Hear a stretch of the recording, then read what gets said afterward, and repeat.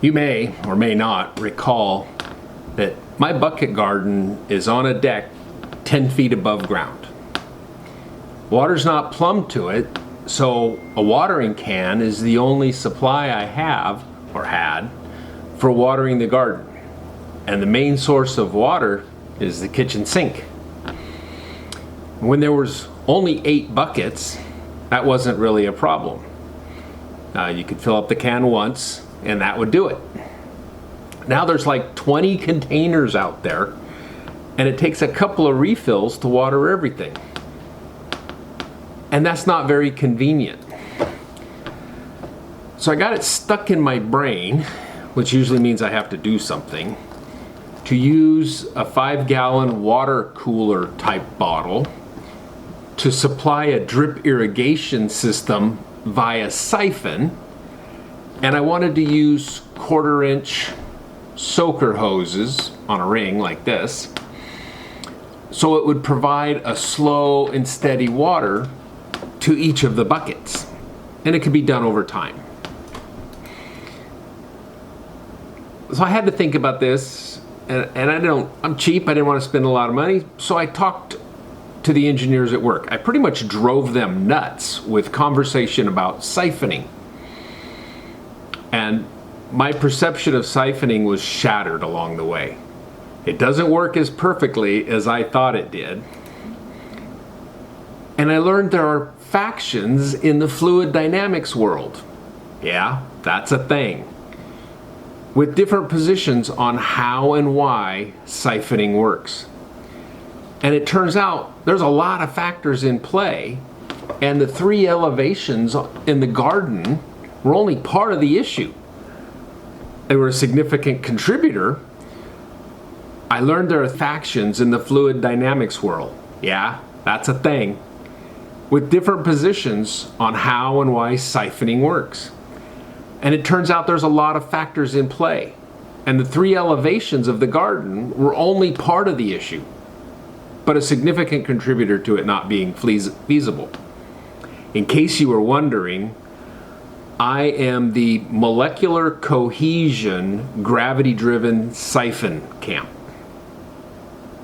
Yeah.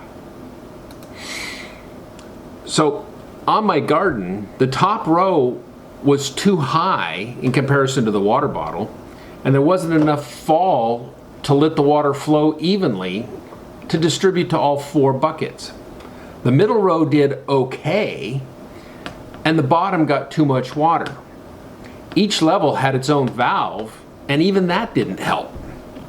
So I replaced the siphon idea with 30 feet of 1/4-inch vinyl tubing supplied by a hose bib on the back of my house. Surprisingly, that was barely much better than the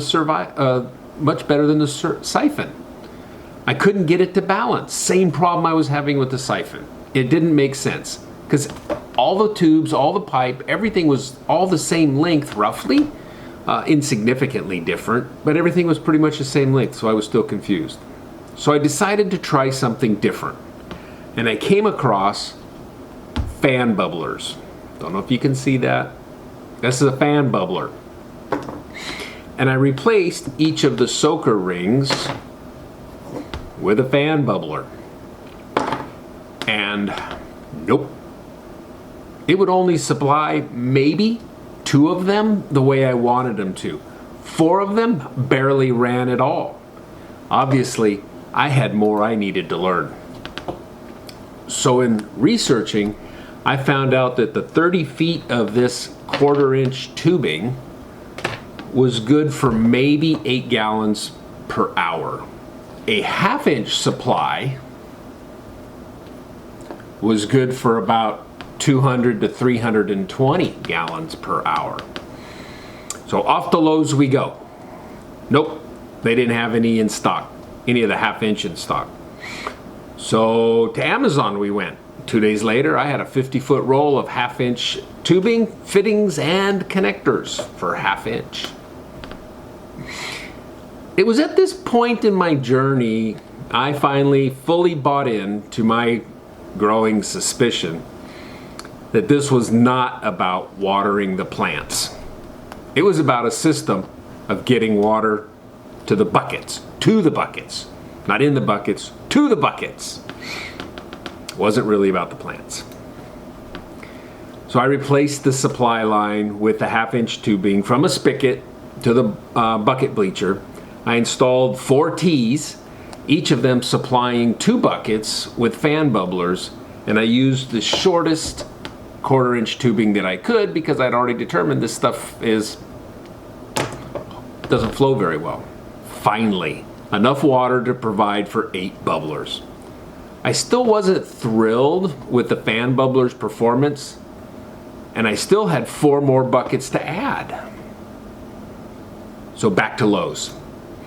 And while I was there, I found another type of bubbler, a stream bubbler, and these showed promise. So into the cart they went, and I added them to the system to the 4 remaining buckets. I really like these ones. They adjust more easily. Both kinds are adjustable, but these ones adjust more easily than the fans do, and they cover a wider area without really getting out of hand. And I feel like when the fan bubblers are throttled down to cover a small area, the water pretty much flows straight down the spike that's holding them and through the soil, and it leaves a large part of the soil dry. The stream type look much more satisfying.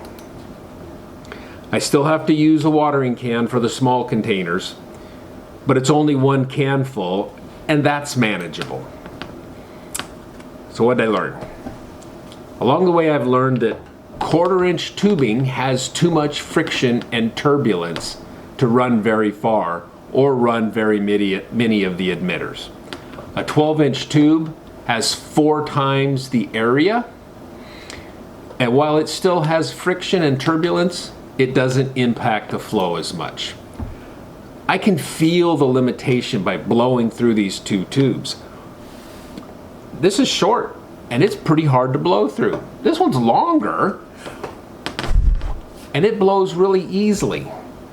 When I tried blowing through a 30-foot section of this, it was very, very difficult to blow through. So it's obvious why the 1/2-inch flows like 40 times as much water as the 1/4-inch. It's been an interesting journey down the drip irrigation path, and I'm glad I did it. So far, I'm a fan of drip, and will use it, perhaps overuse it in the future. If you learn anything from my trials, it should be you need large supply lines. If you've made it this far through the video, thanks. Maybe you learned something, or maybe it was entertaining, or maybe it was like my mom says, my mission in life is to serve as a warning to others. She said that about me. Yes, she really said that. When I was in high school, she wasn't wrong. If you'd like to see how this plays out, you can click on the subscribe button, and we'll see each other next time. If you have a question or a suggestion, leave me a comment below. It's fun to read the comments and to respond. Thanks for watching.